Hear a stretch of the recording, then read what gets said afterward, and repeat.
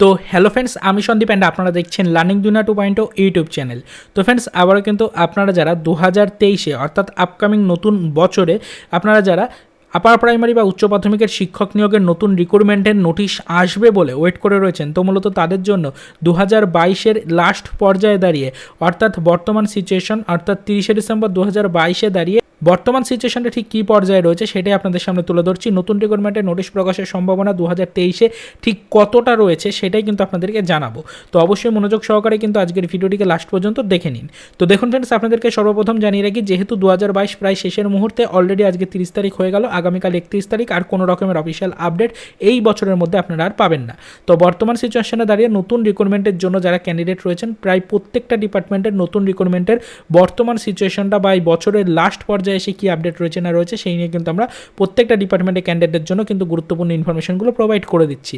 ঠিক সেরকমই আজকের ভিডিওর মাধ্যমে আপনাদের জন্য, অর্থাৎ আপনারা যারা আপকামিং নতুন বছরে অর্থাৎ 2023-এ আপার প্রাইমারি পোস্টে ক্যান্ডিডেট রয়েছেন বা আপার প্রাইমারি পোস্টে নতুন করে শূন্যপদ প্রকাশের আশায় যারা ওয়েট করে রয়েছেন, মূলত তাদের জন্য কিন্তু বর্তমান সিচুয়েশনটা সম্পর্কিত একটা ক্লিয়ার আপডেট কিন্তু প্রোভাইড করার চেষ্টা করছি। তো দেখুন ফ্রেন্ডস, আপনারা কিন্তু অনেকেই জানেন যে 2023-এ নতুন করে কিন্তু রিক্রুটমেন্টের নোটিশ প্রকাশ হবে বলে বিভিন্ন ধরনের আপডেট বিভিন্ন সোশ্যাল মিডিয়া সাইটগুলো থেকে কিন্তু প্রচারিত হচ্ছে।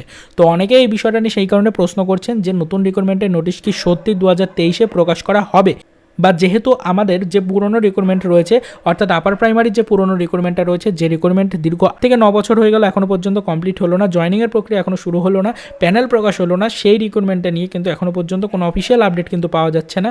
তো সেই রিক্রুটমেন্টটা কমপ্লিট না হওয়া পর্যন্ত কি কোনোভাবে নতুন করে রিক্রুটমেন্ট রিলেটেড নোটিশ প্রকাশিত হতে পারে, এই বিষয়ে অনেকের মনে প্রশ্ন রয়েছে। তো তাদেরকে বর্তমান সিচুয়েশনটা সম্পর্কিত একটা ধারণা দিয়ে দেওয়ার চেষ্টা করছি।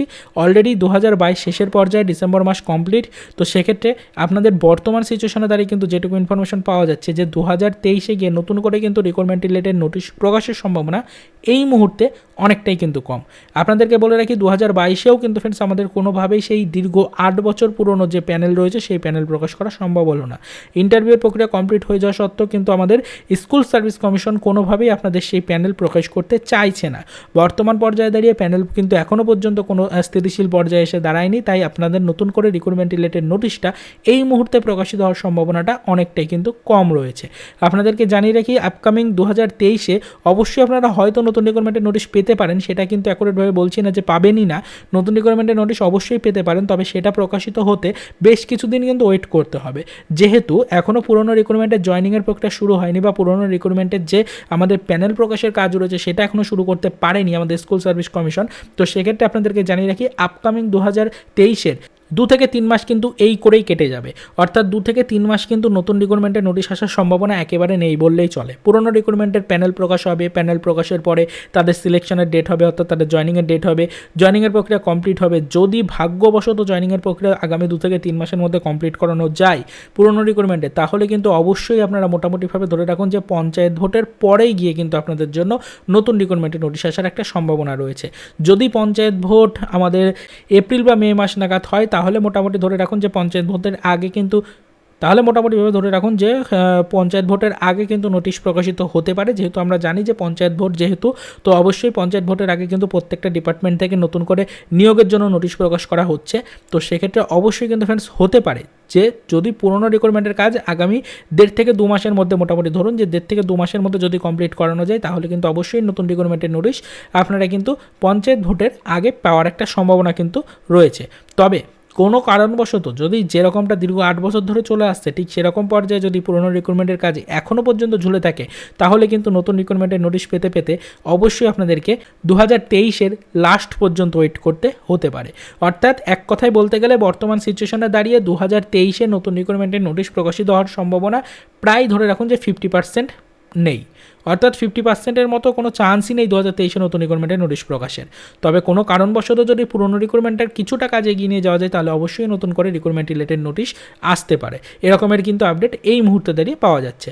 অলরেডি 2022-এর আজকে 30 তারিখ পর্যন্ত এটুকু ইনফরমেশন পেয়েছি, সেটাই আপনাদেরকে জানালাম।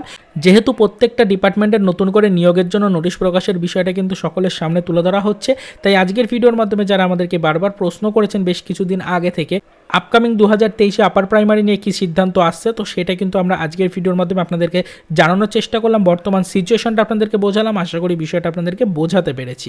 তো যদি এই বিষয়টা নিয়ে আপনার কোনো মতামত থাকে তাহলে সেটা জানাতে পারেন, এবং আমাদের আজকের এই ছোট্ট ভিডিওটা যদি আপনার কাছে সামান্য হলেও হেল্পফুল লেগে থাকে তাহলে কিন্তু অবশ্যই ভিডিওটিকে একটি লাইক করবেন। এবং আপনি যদি ফার্স্ট টাইম আমাদের চ্যানেলটিকে ভিজিট করে থাকেন তাহলে পরবর্তীতে এই ধরনের লেটেস্ট আপডেট সর্বপ্রথম পেতে অবশ্যই চ্যানেলটিকে সাবস্ক্রাইব করে আমাদের সাথে যুক্ত থাকার চেষ্টা করতে পারেন। তো দেখা হচ্ছে নেক্সট ভিডিওতে নতুন কোনো আপডেট নিয়ে।